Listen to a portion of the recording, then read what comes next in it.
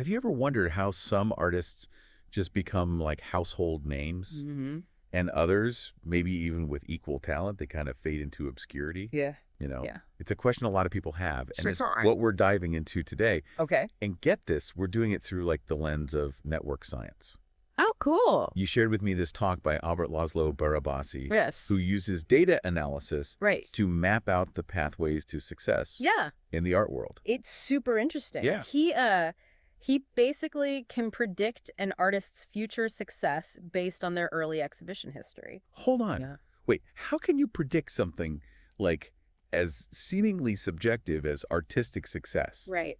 I mean, isn't art in the eye of the beholder? You would think that, but Yeah. Borabasi's research kind of throws that out the window. Oh, wow. He argues that success, at least in terms of like the traditional metrics, Okay. like gallery representation, museum acquisitions, Hmm. high auction prices, Yeah. it boils down to networks. Okay, so it's not just about creating great art. It's about who you know.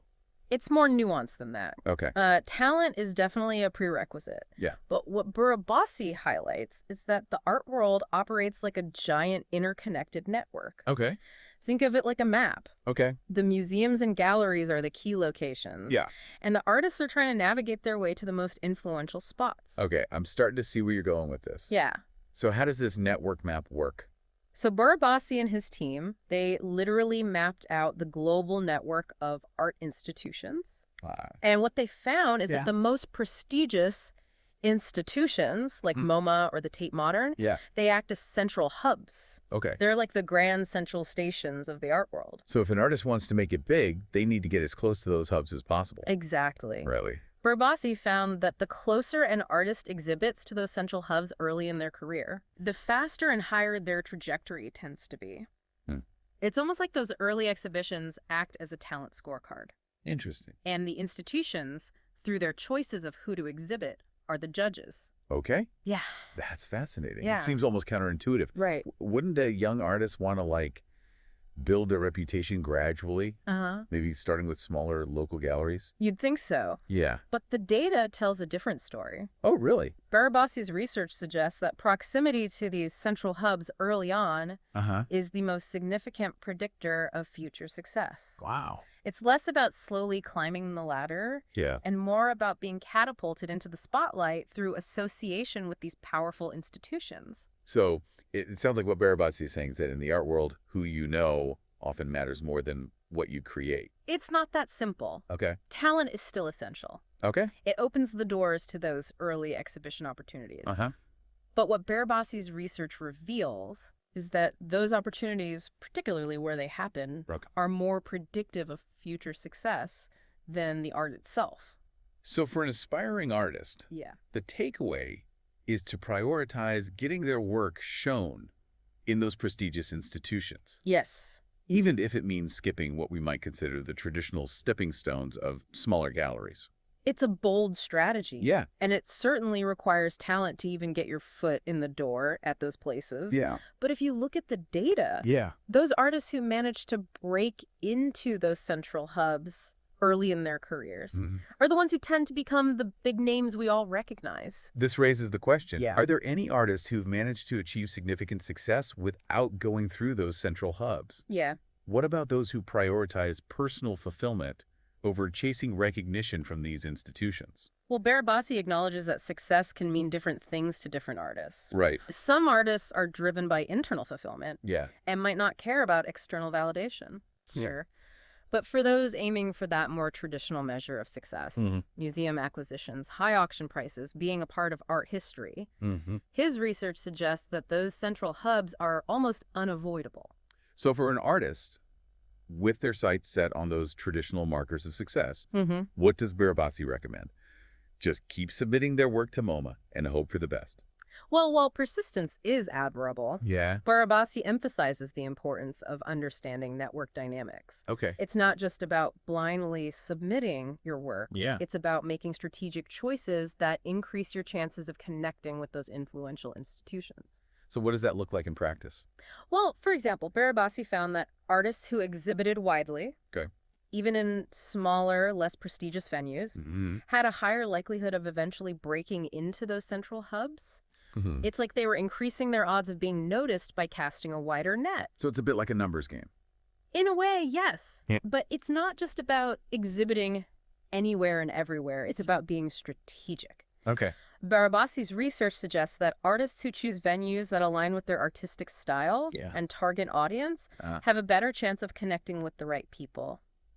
So instead of just focusing on the biggest names, they should be thinking about which institutions would be the best fit for their work and their career goals. Exactly. Oh, interesting. It's about understanding the ecosystem of the art world and finding your niche within that system. This is all so fascinating. Yeah, it is. It's really making me reconsider how we view success. Right. Not just in art, but in other fields as well. Yeah. It's not always a straight line. Sometimes those unconventional paths can lead to incredible breakthroughs. Absolutely. Yeah. And Barabasi's research offers a powerful reminder that success is often a combination of talent, strategic choices, and a bit of luck in terms of connecting with the right people at the right time. And speaking of timing, I'm curious about the role of artistic movements and trends in all of this. Does Barabasi address how those factors might influence an artist's success? That's a great question. Yeah. And yes, he does emphasize the importance of creating work that resonates with the times. He talks about how influential artists create work that future generations can build upon. Yes. Yeah. I remember that from the talk. It's like they're not just creating art for the present moment. They're shaping the future of their field. Precisely. Yeah. And that brings us to one of Barabasi's most intriguing observations. Okay. He draws a parallel between successful artists and scientists, suggesting that true influence lies in creating work that inspires others to build upon it. That's such a powerful idea. Yeah. It's not just about individual achievement. It's about contributing to a larger conversation, a collective body of knowledge that evolves over time. Exactly. So, you mean if we apply this to any field, we should all be thinking about the legacies we're leaving behind, what kind of impact we hope to make on the world? Those are big questions. Yeah. But they're worth pondering. What excites me is the potential for our work to inspire future generations, to spark new ideas, to push boundaries, and to make a positive difference in the world. I love that. Yeah. It's about creating something that outlasts us, something that contributes to a larger purpose. Right. And that brings us back to Barabasi's research. Yeah. By understanding the network dynamics at play in the art world, artists can make more informed choices about their careers. Yeah. Increasing their chances of leaving a lasting legacy. Absolutely. So, for those of us who aren't necessarily artists, are there any takeaways from Barabasi's research that we can apply to our own lives and careers? Absolutely. While his research focuses on the art world, the principles he uncovers have broader applications.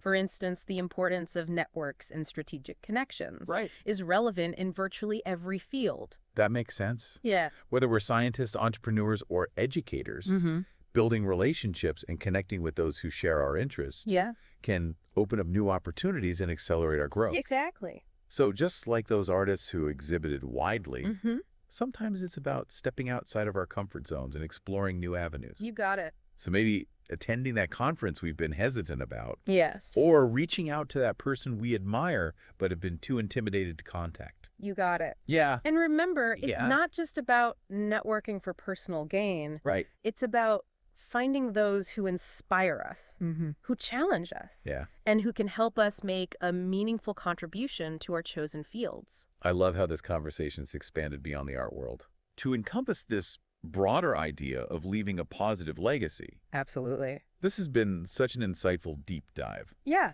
it has. I'm already thinking about my own networks and how I can be more intentional about building connections that align with my goals and values. That's fantastic. And I have to say, Barabasi's research has given me a whole new appreciation for the complexities of the art world. Right. It's not just about talent or luck. It's about understanding the forces at play and navigating them strategically. Well said.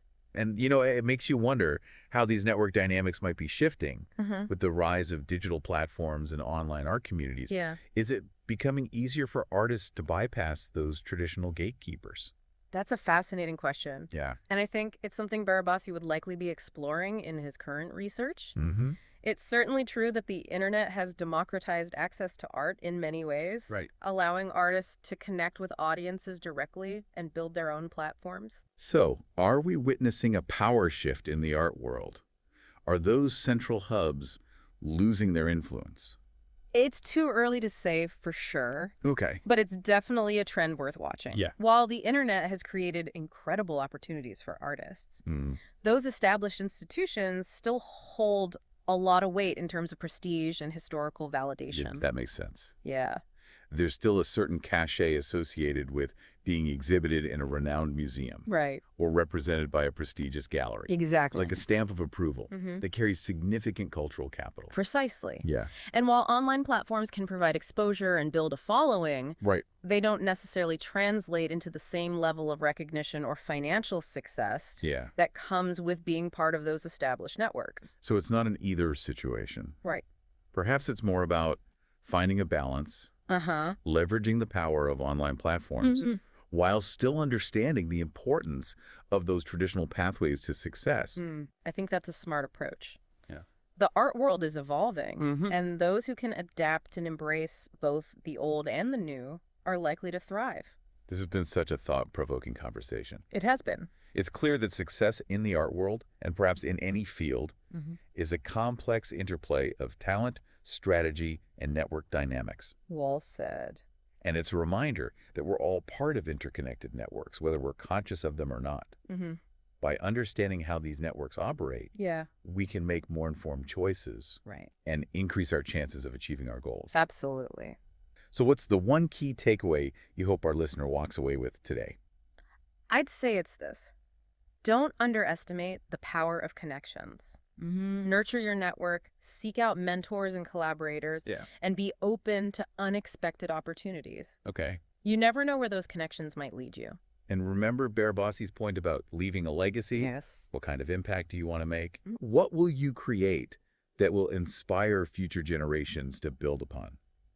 Think about that as you navigate your own path to success. Beautifully put. Yeah. That's a question worth pondering for all of us, regardless of our chosen paths.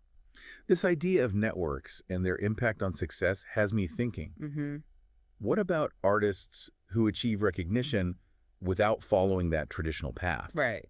Barabasi mentioned artists who defied the odds. Yeah. Did he find any common threads in their journeys? Yes, and this is where it gets really interesting. Okay. These artists, they didn't necessarily start near those central hubs, but they did something crucial. Okay. They exhibited their work relentlessly, almost like they were playing a numbers game. So instead of waiting for a big break, they were creating their own luck. Exactly. Wow. Barbassi's team identified about 250 artists who rose from relative obscurity to prominence through sheer volume of exhibitions. Really? They didn't limit themselves to prestigious galleries. They were willing to showcase their work